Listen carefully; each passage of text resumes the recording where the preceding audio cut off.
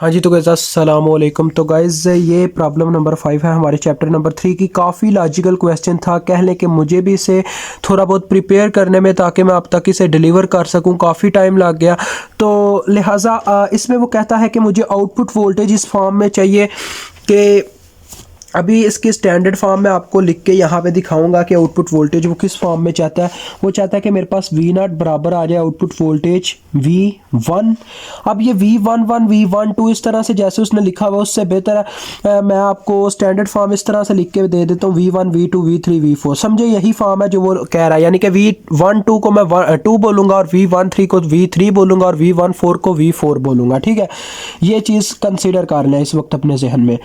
तो students 2V2 plus minus 9V3 उसके बाद प्लस 4V4, ये चीज़ वो कहता है हमें चाहिए, मुझे आपसे ये चीज़ चाहिए।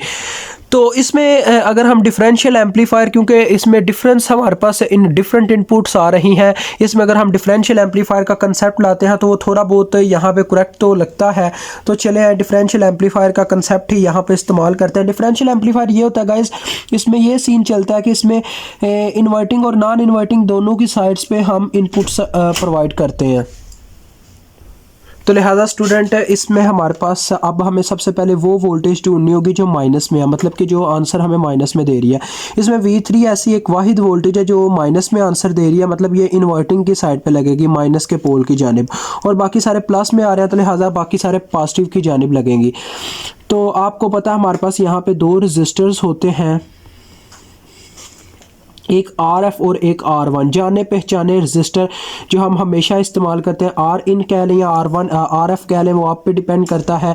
और एक आउटपुट वोल्टेज होती है V0 और RF। ये सारा थीसिस का हिस्सा है, जिन्होंने थीसिस समझा है उनके लिए काफ़ी इजी है, जिन्होंने नहीं समझा जान छुड़ाई है ये उनके लिए मुश्किल है। ठीक हो गया।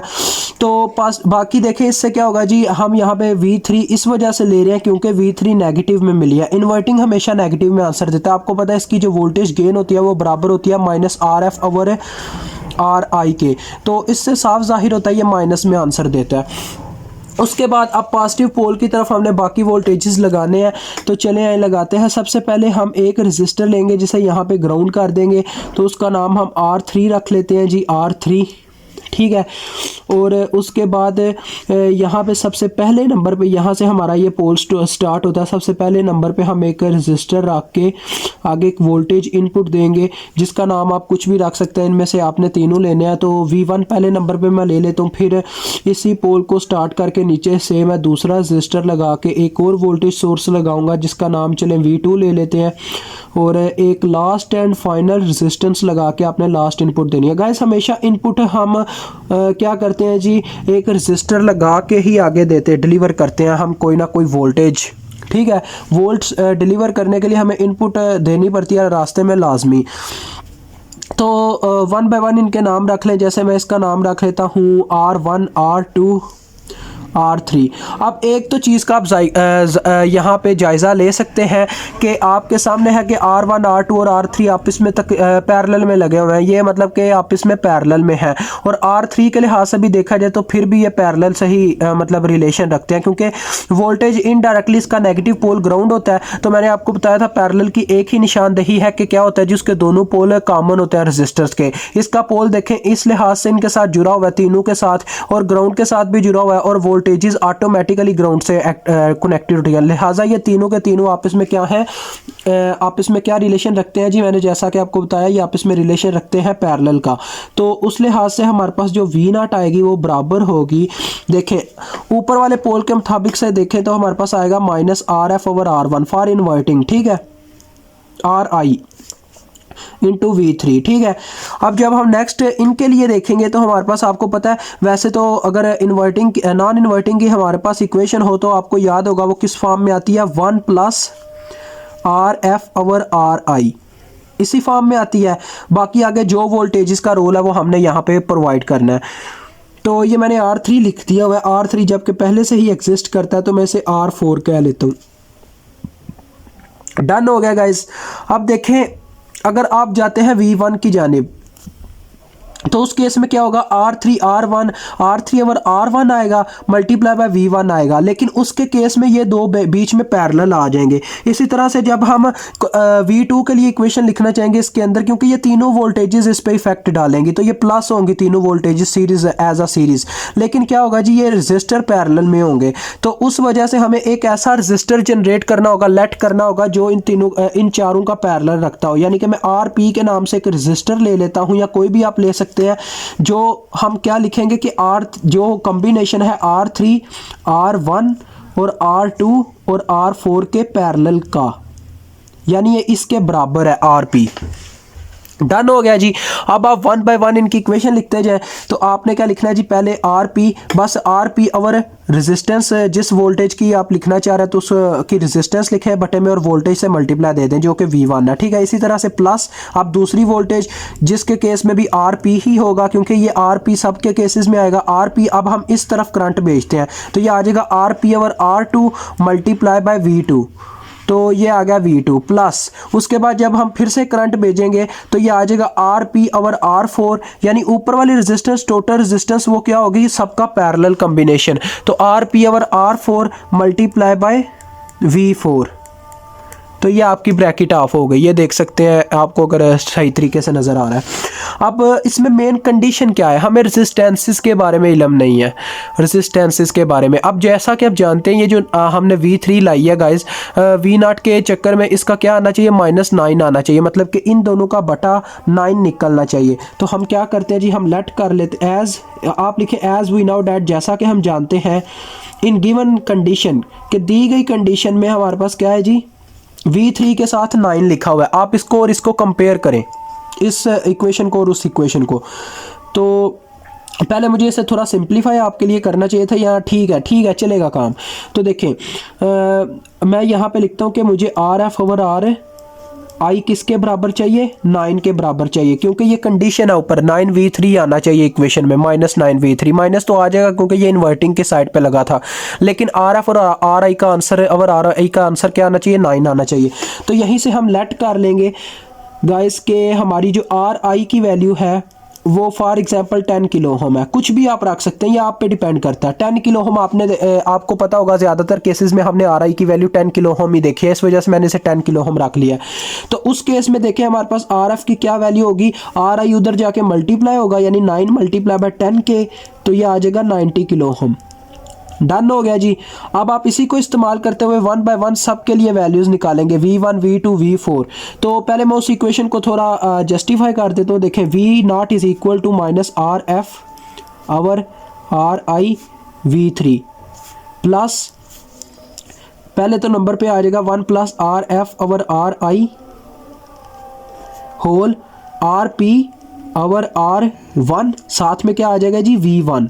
इसी तरह से फिर plus 1 plus RF over RI whole RP over R2, साथ में V2। इसी तरह से लास्ट में भी गाइस यही चीज़ आएगी, यानी 1 प्लस RF सबके साथ मैंने लदा मल्टीप्लाई करवा के लदा करवा लिया है, और आ जाएगा जी RP over R4 multiply by V4। ठीक हो गया, ये इक्वेशन लिख दिया मैंने। अब हम क्या करेंगे जी, नेक्स्ट चेक कीजिएगा। अब आपने उस इक्वेशन को जस्टिफाई करते जाना कि आपको किस नंबर के साथ क्या चाहिए। हमें V1 के साथ 1 चाहिए, यानी इस V1 के साथ 1 चाहिए। तो हम इस कंडीशन को कैसे मतलब कि V1 ला सकते हैं, यानी 1 V1, इस पूरी इक्वेशन को 1 होना पड़ेगा। 1 plus RF over RI RP over R1, इसको पूरी को 1 होना पड़ेगा। तो देखते हैं कैसे 1 बना सकते हैं। अभी आप बस सिंपल इसको क्या करें जी, जो आपको चाहिए इसकी जगह उसके इक्वल रखते जाएं, as 1 over RF over RI whole RP over RI is equal to 1, यानी हमें इसकी जगह क्या चाहिए, 1 चाहिए according to the given condition. यानी V1 के साथ कंपेयर करके देखें तो उस V1 के साथ 1 है, यहाँ पे ये इतनी इक्वेशन लिखी हुई है, तो हमने उसको 1 के इक्वल रख लिया। इसको आप अब क्या करें जी, इसको सारी कंपेयरिंग कर लें। देखें RF और ओवर RI हमारे पास किसके बराबर था, 9 के, तो 9 प्लस 1 कितना हो जाएगा, 10 हो जाएगा, 10। तो यहाँ पे रह जाएगा RP ओवर RI, ठीक है, RP ओवर RI है, सॉरी गाइज, ये R P over R one है, R P over R one. तो यहाँ पे 10 आया गाइज, 10 जब यहाँ पे 10 आ जाएगा यानी 1 + 9 करने से 10 आ जाएगा, यही यहाँ से मैं 9 वैल्यू पुट कर रहा हूँ इसकी जगह, तो 9 + 1 10 आएगा। 10 को जब 1 को जब हम 10 से डिवाइड करवाएंगे तो 0.1 आ जाएगा, ठीक है। अब इसी तरह से अब हम दूसरी कंडीशन चेक करेंगे। सेकंड केस में हम क्या करेंगे, इसी तरह से 1 + RF over RI whole RP और R2 है। तो देखिए इसकी जगह हमें क्या चाहिए, इसकी जगह उसने हमें केस में दिया हुआ है कि आपके पास V2 के साथ 2 होना चाहिए। तो यहाँ पे क्या है, V2 के साथ ये इतनी रकम है तो इसको 2 के इक्वल आना चाहिए, तो हम इसको भी 2 के इक्वल रखेंगे। अब आपको पता है ये 10 के इक्वल आता है यानी 1 + 9 करके, तो RP ओवर R2 आ जाएगा हमारे पास है 2 / 10, तो ये भी आ गया 0.2। इसी तरह से गाइस थर्ड केस में जो थर्ड इक्वेशन आपकी है वो आपके पास आ जाएगी RP over R4 is equal to 0 point. अब देखें V4 के केस में हमें 4 चाहिए, तो 4 को जब हम 10 से डिवाइड करवाएंगे क्या आएगा, 0.4 आएगा, ठीक हो गया। तो इतना केस तो डन हो गया जी। अब नेक्स्ट केस जो आता है वो ये है कि गाइस हम क्या करें जी, इन तीनों इक्वेशन को, इनको इक्वेशन का नाम दे दे, इक्वेशन 1, इक्वेशन 2, इक्वेशन 3। अब हम इन तीनों इक्वेशन को सम अप करवा लें यानी ऐड करवा लें, जमा करवा लें। Add equation 1, 2 and 3। हमारा मेन काम गाइज यही है कि हमने R4, R3 और R2 और R1 की वैल्यूज निकालनी है जो हमें मेन डिस्टर्बेंस अब क्रिएट कर रही है, क्योंकि जब ये रेजिस्टर्स की वैल्यू आ जाएंगी ये ऑटोमेटिकली डिज़ाइन का क्वेश्चन क्रिएट हो जाएगा, यानी ये डिज़ाइनिंग हो जाएगी हमारी। हमने, आपको पता है कि इंजीनियर का यही काम होता है, रजिस्टर को चुनना जोन जोन से उसके काम आने वाले होते हैं। ये काफ़ी मतलब लॉजिकल क्वेश्चन है, हिला देने वाला क्वेश्चन है, एक मुझे यही मुश्किल क्वेश्चन लग रहा है इस चैप्टर में, तो इसे लाजमी गौर से समझिएगा। तो अब आप क्या करेंगे जी, इन सब को ऐड करेंगे तो आपके पास क्या आ जाएगा, देखें RP over R1 plus RP left side पे प्लस हो जाएगी और राइट साइड पे RP over R2 plus RP over R4 और लास्ट में इज इक्वल टू की साइड पे चले जाएंगे। देखें 0.1 प्लस 0.2 प्लस 0.4। तो इसमें से गाइस अगर हम RP कॉमन ले लें तो हमारे पास क्या रह गया, 1 over R1 plus 1 over R2 plus 1 over R4 which is equal to 0.7। आप चेक कर सकते हैं ये इसी के इक्वल आता है।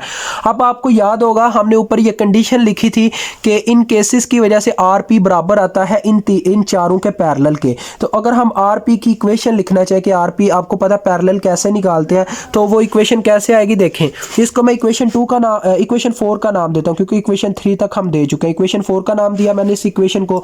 तो यहाँ पर मैं क्या करूँगा जी, आपको पता है हम पैरेलल कैसे निकालते हैं, 1 ओवर RP यानी कि 1 ओवर RP हमारे पास बराबर होता है 1 over R3 plus 1 over R1 सब रेजिस्टर्स का बटा हो जाता है plus 1 over R2 plus 1 over R4 इसी के इक्वल होता है। ये देखें गाइस, ये चीज़ है। अगर हमें इसको RP बनाना है, अगर हमें इसे RP की जगह पुट करना है तो यही होगा कि ये सारे इसके साथ जहाँ पे ये डिवाइड हो रहे हैं ये इनके साथ मल्टीप्लाई होते चले जाएंगे इस तरह से। देखिएगा अब मैं इसको इक्वेशन इस वैल्यू को पुट करूँगा यानी 1 ओवर RP की वैल्यू को पुट करूँगा इन दिस इक्वेशन, यानी अभी ये बटन है यार आपको समझ नहीं आ रहा होगा, इसको मैं उल्टाता हूँ। देखें गाइस मैंने इस इक्वेशन को उल्टा दिया। उल्टाने से कभी भी ऐसा नहीं होता कि R3 ऊपर चला जाएगा R1 ऊपर चला जाएगा, या ऐसे नहीं होगा। अभी ये इस तरह से है, यानी कि ये हमारे पास है 1 ओवर R3, तो ये अब बन जाएगा 1 ओवर R3, ठीक है, plus 1 over R1 plus 1 over R2 plus 1 over R4। अब हम इसको पुट करेंगे किस इक्वेशन में, इस इक्वेशन में RP की वैल्यू को चौथी इक्वेशन में। तो देखें गाइस क्या होगा, देखें 1 ओवर R1 से कट गया, ठीक है। इसी तरह से 1 ओवर R2 से कट गया, डन है।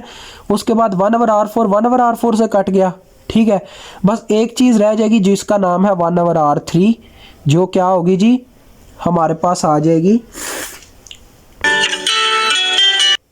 गाइज सॉरी थोड़ी बहुत गलती हो गई है, लेकिन मैं वो ठीक आपको करवा देता हूँ।